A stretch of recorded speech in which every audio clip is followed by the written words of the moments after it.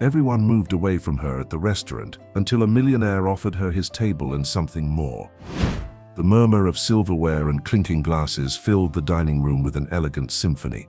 At the Crystal Dome restaurant, everything seemed designed to impress. Chandeliers hung like jewels from the vaulted ceiling, perfectly aligned tables resembled displays in a silent boutique, and waiters moved like trained shadows, barely visible.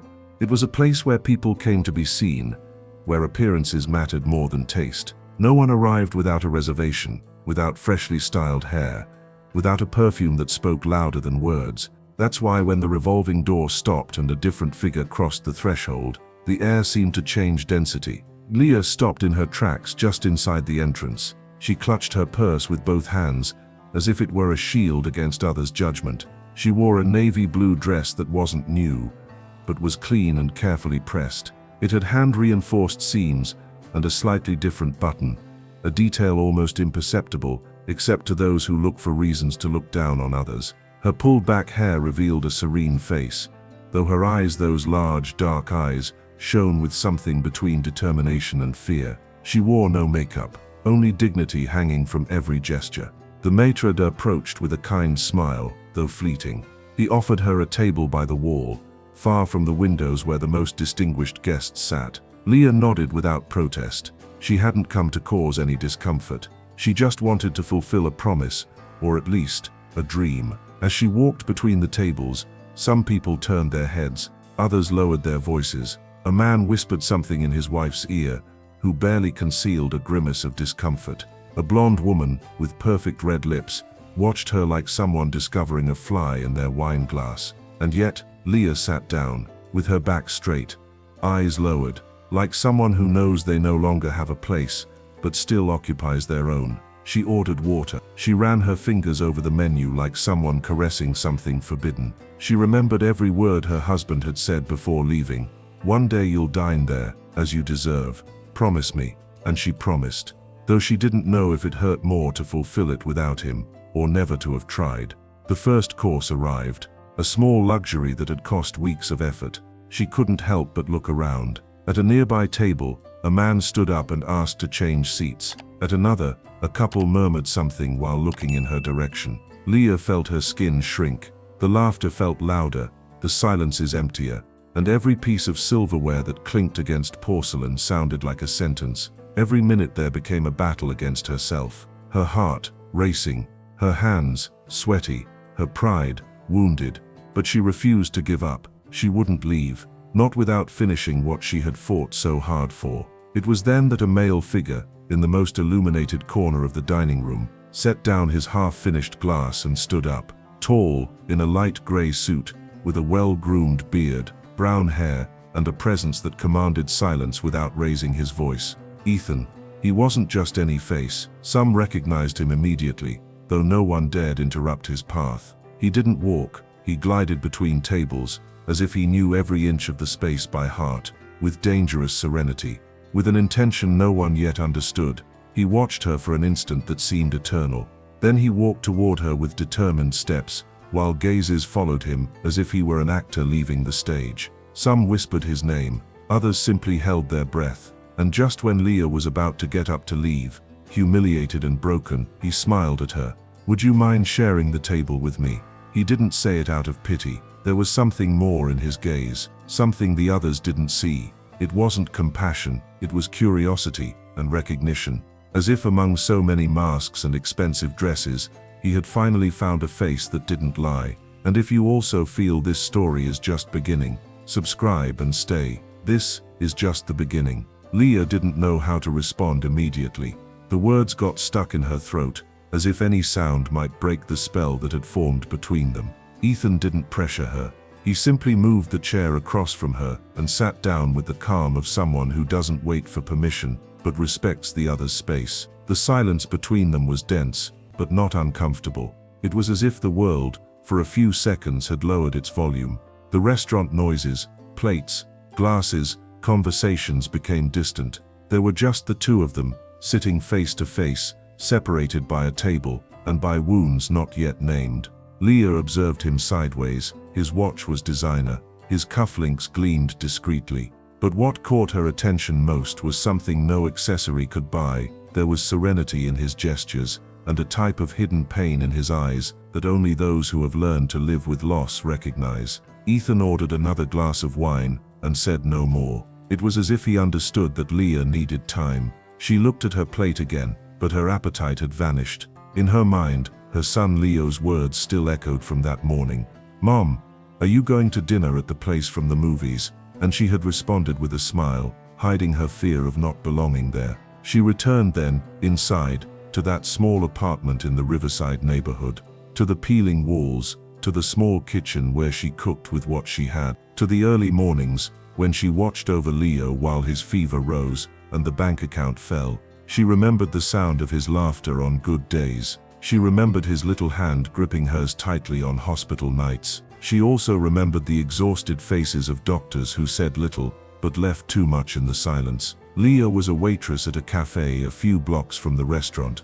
There she served coffee with the same delicacy with which she hid her own cracks. Every tip was counted, every coin saved with the precision of someone who knows what a plate of dignity costs. Her boss barely gave her breaks, her back ached every night, and yet she never missed a breakfast for her son, nor a forced smile for customers. She had learned to live grateful for crumbs, but that night she wanted something more. Not out of ambition, out of self-respect. The blue dress she wore had been her sister's. She adapted it, fixed it, cared for it as if it were armor, because for her that night wasn't about luxury. It was a symbolic farewell, a way to say goodbye to the past that hurt so much, and remember that she was still alive, despite everything. She remembered the last time someone looked at her as an equal. It was more than 2 years ago. Since then, she had learned to look down. Not to make others uncomfortable, to be invisible. But now, with Ethan in front of her, something inside began to crack.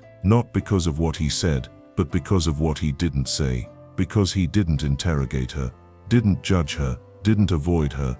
"Do you mind if I order something more to share?" he finally said, with a serene voice. Leah shook her head. Her lips barely formed a no, but the bewilderment showed in her eyes. He raised his hand and ordered artisan bread, manchego cheese, and a bottle of sparkling water. Nothing ostentatious, nothing that would make her feel less. It was as if he knew exactly how not to make her uncomfortable. The stares continued on them, the murmuring too, but Ethan seemed impervious to all of that. "Today I also find it hard to eat alone," he said, looking toward the window. It wasn't a phrase to console her. He wasn't trying to be a hero. He was just telling his truth. And for the first time in a long time, Leah felt she could breathe. She wasn't okay. She wasn't safe. But for a moment, she didn't feel so alone. There was something in that instant, that shared table, that accepted silence, that glass served without pretensions, that reminded her there were still places where she didn't need to pretend. And though she didn't know what he was looking for, nor what she expected, for a moment, she allowed herself to stay. She allowed herself to be seen. The wine glass remained almost untouched in front of her, but Leah wasn't drinking. Ethan had resumed conversation with the waiter, in a low, discreet voice. But Leah, though present, wasn't entirely there. Her mind traveled to another place, to another table, much simpler, to a night without crystal chandeliers, but with light in the eyes. Time hadn't stolen that memory from her. It had chiseled it in her chest like a mark that neither routine nor pain could erase. It was a memory so clear it seemed to occur right in front of her. Her husband David, preparing pasta in their narrow kitchen. The sauce boiling with too much garlic. The radio playing in the background, with that old song they always sang together, between laughter and wooden spoons. "One day I'll take you to that elegant restaurant. You'll eat like a queen, without worrying about the bill or the clothes. Just you and me, I promise." She had laughed because she knew they couldn't afford it. But he didn't say it to boast. He said it like someone putting a star at the end of a difficult path. A symbolic goal, a way of saying, hold on a little longer, because love also deserves to be celebrated. After that night, they mentioned it many times. It was their secret code. When something went wrong, David would hug her from behind and murmur, "We're one dish away from the crystal dome," and she, with her forehead resting on his chest, would nod. Until one day, everything stopped. The accident was at a poorly marked intersection. David was on his motorcycle, late as always, but with flowers in his backpack. It was their anniversary. He was on his way to surprise her. There was no goodbye, just a phone call, a waiting room, and an emotionless voice that said, "We couldn't do anything." Leah felt the world split in two. In one, the noise continued. In the other, her life, muted, turned off. She never listened to the song again. She never cooked with so much garlic again. And for months she forced herself to survive as if it were punishment. For her, for Leo, for the promise that remained floating in the middle of silence. 2 years passed. 2 years in which she learned to survive with the strength of a woman who could no longer break. Leo got sick. The diagnoses were confusing. The treatments, expensive. The answers, few. She became nurse, cook, caregiver, and mother, all at once. Sleeping little, eating less, praying always. She sold David's motorcycle, then her engagement ring, then what remained of their savings. And still in a tin box, hidden among old blankets, she kept some wrinkled bills with a note that said, "For the promise," because she never forgot. Though the idea of fulfilling it without him hurt more than consoling, something inside her insisted. It wasn't a date, it wasn't a whim, it was an act of faith, a farewell ritual, proof that true love isn't measured by presence, but by permanence. That's why she was there that night, with the mended dress, with the wounded heart, with the fear of not belonging, but with the decision to honor something only she remembered. She looked around and understood, with a mixture of sadness and pride, that she didn't need anyone to understand why she was there. Sometimes, promises aren't meant to be fulfilled in front of the world, but to remind oneself that the love that left didn't leave completely. Ethan observed her again, as if he could guess part of what was happening inside her. He didn't ask, he just offered her a piece of bread. She took it, and inside she knew she had just crossed a threshold. It wasn't just a dinner, it was a farewell, and perhaps a beginning. A simple gesture, a shared table, a look without judgment. All of that at another time would have meant nothing. But for Leah that night, it meant everything. The atmosphere at the table seemed to have softened, but the entire dining room continued breathing tension, as if Leah's presence were a stain on the restaurant's immaculate tablecloth, as if the silverware no longer knew how to cut without passing judgment. Some tables had resumed their conversations, or so it seemed, because though voices were low, eyes kept shooting glances, small glances like blades, quick, cold, sharp. Leah tried to hide her discomfort. She took a small sip of water. She played with the edge of her napkin. She pretended to review the menu once more, though she wasn't planning to order anything else. But her body didn't lie. Hunched shoulders, tense hands on her lap, her back trembling slightly, as if carrying an invisible weight. She felt her face burning, not from heat, but from contained shame. And then came the laughter. Suddenly, a burst of laughter arose from a few tables away. It wasn't joyful, it was mocking. A group of 3 men dressed in suits and ties seemed to be talking too loudly not to want to be heard. "Look at that, now anyone comes in here. Must be some kind of social experiment," added another, raising his glass as if toasting the joke. "Or a silent charity campaign," chimed in the third, with a voice dripping with venom. Leah pretended not to hear them, but every word was a claw. They didn't refer to her by name, nor point fingers, but everyone knew, and that hurt more. She tried to look elsewhere, think about Leo, about her promise. But the body has memory, and hers had been wounded too many times. Ethan turned his head slightly. He said nothing. He just looked at them, firm, silent. He didn't get upset, didn't frown, but the way he did it froze one of them for an instant. And it was then that one of the men made a mistake. He leaned forward, enough to be heard. "Do you recognize her? She's the waitress from the park cafe. The one who's always with that boy, the one who can barely walk." Time froze. The words reached Leah like knives wrapped in velvet. She felt the air escape from her chest. It wasn't the humiliation of being recognized that hurt. It was the tone, that way of talking about her son, as if he were a burden. As if their life, both of theirs, were a stain on the perfect picture that place wanted to project. Her heart began to beat faster. The dining room noise became an echo. She couldn't breathe well. She couldn't hold on much longer. She felt that every word spoken in hiding was tattooed on her skin like a shame she didn't deserve. She swallowed. She stood up slowly. She wasn't going to cry. Not there, not in front of them, but her body had already made a decision. Leave. Thank you for your kindness, she said to Ethan, without looking at him. Her voice was firm but broken inside. It's been enough for tonight. He didn't move. He just lowered his gaze to his empty glass, as if it wasn't yet time to act. And just when Leah took a step back, ready to leave, he stood up. Not impulsively, not violently. He rose with the dignity of someone who has had to defend what's important too many times to doubt. His eyes swept the entire dining room. The laughter ceased. The spoons stopped halfway. The restaurant fell silent, as if the ambient music had understood it should be quiet. Every person seemed frozen in place. No one expected him to do that. No one knew how to react. I find it curious, Ethan said, with a low but clear voice projected with natural elegance, that in this place where service is excellent, they forget the most basic thing, respect. He didn't shout, he didn't point, but his words hit with more force than any scandal. Since when does someone have to ask permission to exist? He added, without taking his gaze from the group that had been laughing earlier.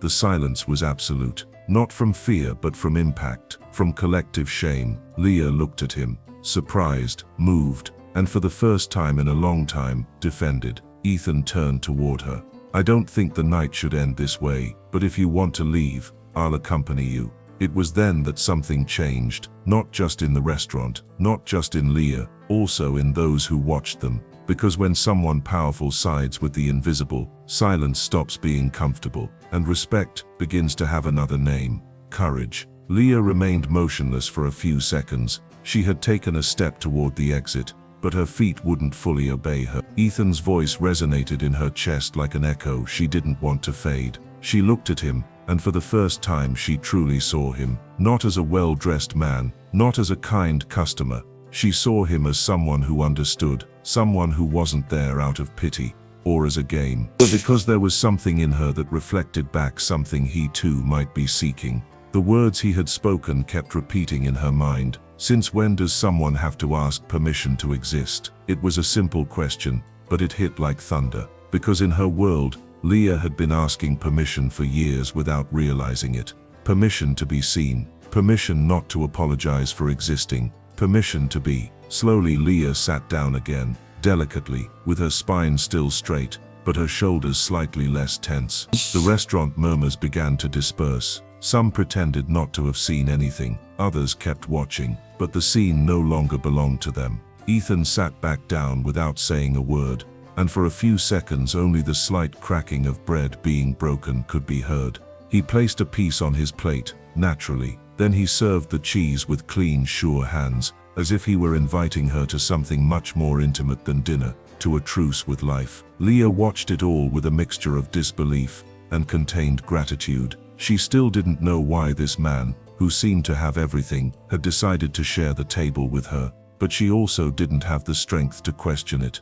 "Thank you," she whispered, almost in a thread of voice. "You don't have to thank me for anything," Ethan replied, without raising his voice. "I'm glad you stayed." There was a pause. It wasn't uncomfortable. It was the kind of silence that appears when two souls begin to recognize each other.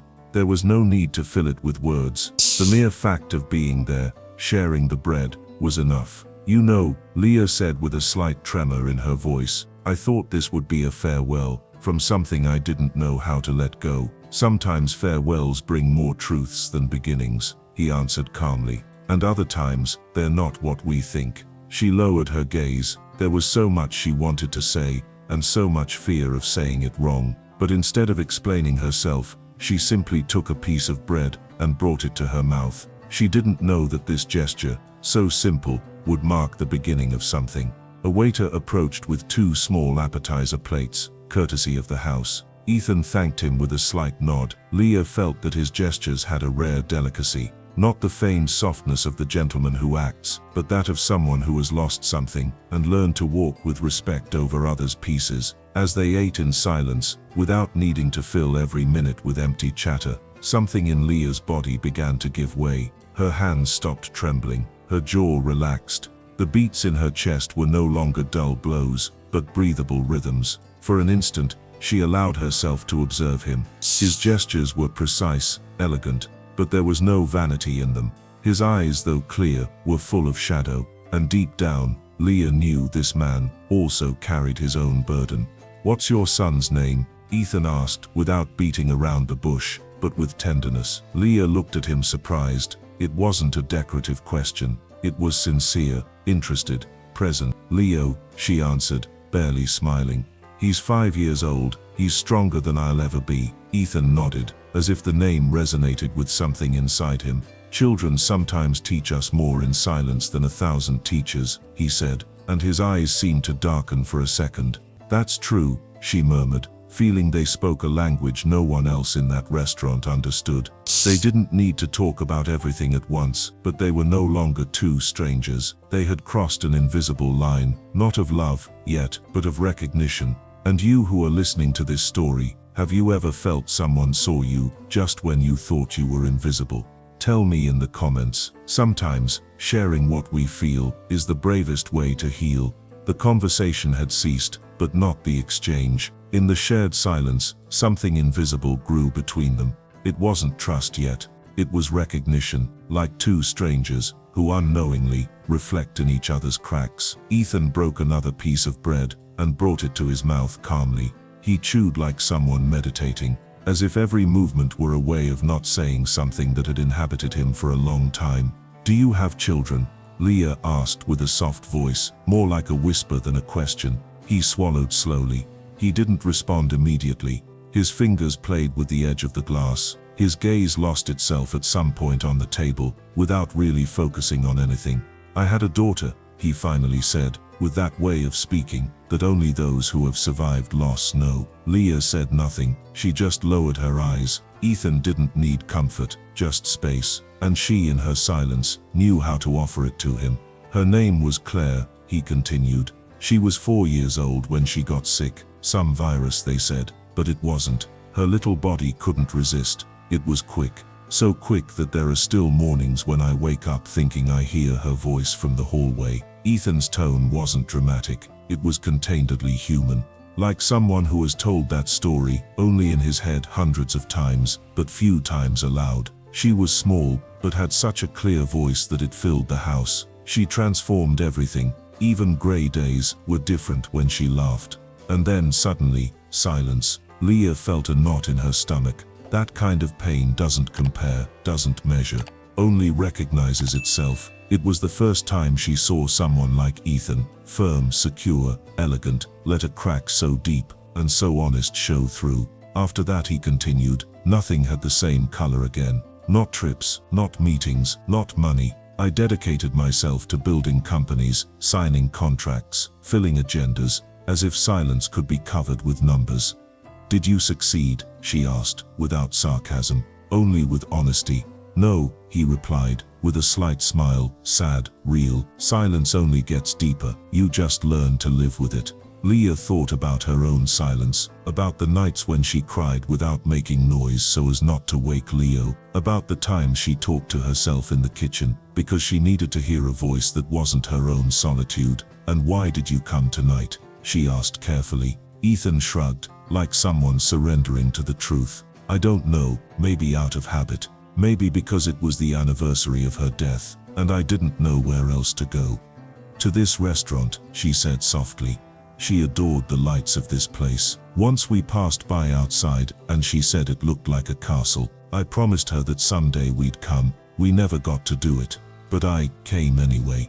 Every year, to remember her in silence. The revelation fell on the table, like a contained sigh. He wasn't seeking compassion. He was just telling his truth. And Leah understood, like few could, what it means to fulfill a promise that no longer has anyone to deliver it to. "You know," Ethan added, with moist eyes but without breaking, "when I saw you come in, I thought you had saved me without knowing it." Leah looked up. Ethan held her gaze with a mixture of tenderness and raw sincerity. "Your presence interrupted my ritual of emptiness," he said. "For a second, it was no longer me repeating the same thing every year. It was you, reminding me that there are still people who fight for love, even when it's no longer there." The silence returned. But this time, it was warm, like a light blanket, like a truce. And between plate and plate, between story and wound, something began to heal. They were two unfulfilled promises. Two people with holes that weren't visible at first glance. Two hearts that, without seeking it, had touched at the only point where true love leaves a scar loss. And without saying it, both knew that night wasn't coincidence, it was an encounter. The evening seemed to have softened. The dining room had resumed its rhythm, as if the initial incident had never happened. Glasses clinked again, waiters glided plates with measured efficiency, and the background music, that mix of soft jazz and classical strings, played as if the world were in order. But inside Leah, the world still trembled. Not from fear, not from shame, but because for the first time in a long time, she felt something she didn't know how to name. A kind of warm calm, a space in her chest where it no longer hurt so much to breathe. Ethan had broken his silence, and she had too. They had told each other what many don't dare say even in whispers, and that united them. But just when it seemed the air was safe again, a voice arose from behind her, sharp, false, unmistakable. "Well, well, look who we have here." Leah froze. Ethan also noticed the change in her expression, though he didn't yet understand the cause. She slowly turned her head. There she was, Caroline, a former co-worker from her previous job, a woman who had enjoyed humiliating her for years with a smile, not because Leah had done anything to her, but because shining was a sin for someone who only knew how to dim others. Dressed in a flashy outfit and accompanied by a visibly older man, Caroline approached their table with the confidence of someone who believes they own the space they step on. "You here, Leah?" she said in a voice loud enough to attract attention. "I thought this place wasn't for us." The pause wasn't innocent. It was like a knife passed through honey. Leah didn't respond. She didn't have the energy or need to explain her presence, but her heart, which before beat with gratitude, now beat with anxiety again. "Sorry, I didn't introduce myself," Caroline added, looking at Ethan with a sideways smile. "I'm a friend of Leah's, former co-worker. From when she still had stable work." Ethan raised an eyebrow gently, but he didn't get up, didn't show discomfort. He just observed, as if he wanted to understand what came next. "Always so strong, right?" Caroline continued, without shame. "Even after, everything that happened. About your son, about the trial. It was a tough time. I'm glad to see you well." Leah clenched her teeth. That trial was nothing more than an unjust accusation that almost left her without custody of Leo. An administrative error at the hospital, from which she emerged innocent, but not unscathed. Because there are battles that even when won, leave wounds. Ethan looked at her, and something in his eyes changed, not from doubt, from contained rage. "Madam," he said with icy calm, "I would appreciate if you didn't turn a private dinner into a parade of insinuations." Caroline shrugged. "Oh, I didn't want to interrupt. I was just surprised to see her here. I thought that, I never imagined someone like you could share a table with someone like him." And there it was, the stab, direct, cruel. Leah felt her eyes moisten, but not from shame, from helplessness, because she knew every word from Caroline was designed to destroy. "Are you finished?" Leah asked with a firm but soft voice.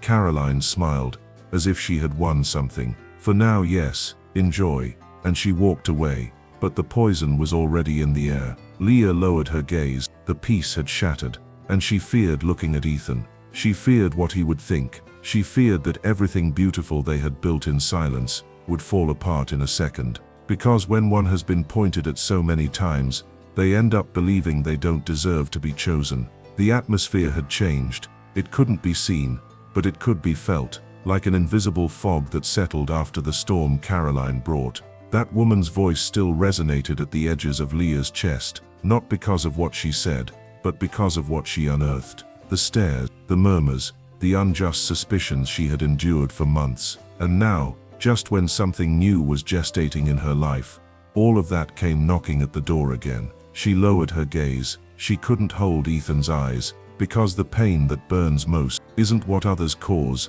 but what activates our own doubts. He, however, wasn't looking at her as she imagined. There was no judgment in his eyes, no surprise, no disappointment. There was something much stronger, determination. Ethan stood up, Not brusquely, not theatrically. He did it with the elegance of someone who has been quiet too long and decided to speak. He took the wine glass, took a sip, and set it on the table. Then he slowly turned toward the center of the dining room, where Caroline continued laughing with her companion. "Excuse me," he said, in a firm but polite tone that was heard in every corner of the restaurant. Conversation stopped, silverware stopped moving, and everyone looked at him. "I don't usually do this," he continued, "but I think it's time to break some silences." Leah felt her heart stop. She didn't understand what he was going to do. She didn't know if she wanted to stay or run away, but she didn't move. She couldn't. "The lady who just passed by our table tried to imply that this woman," and he pointed with an open hand to Leah, without hiding her, "doesn't deserve to be here." A pause. The words floated, heavy. "And she's right. She doesn't deserve to be here. She deserves to be in a much better place." The silence became contained thunder. Caroline pursed her lips. Ethan continued, "Because I don't know many people with the courage to enter a place where they know they'll be judged, just to fulfill a promise made with love. I don't know many mothers capable of staying on their feet after what she has lived through. And honestly, I'm proud to be sitting with someone like that. With someone real, with someone strong." Leah felt a tear fall, not from sadness, from relief.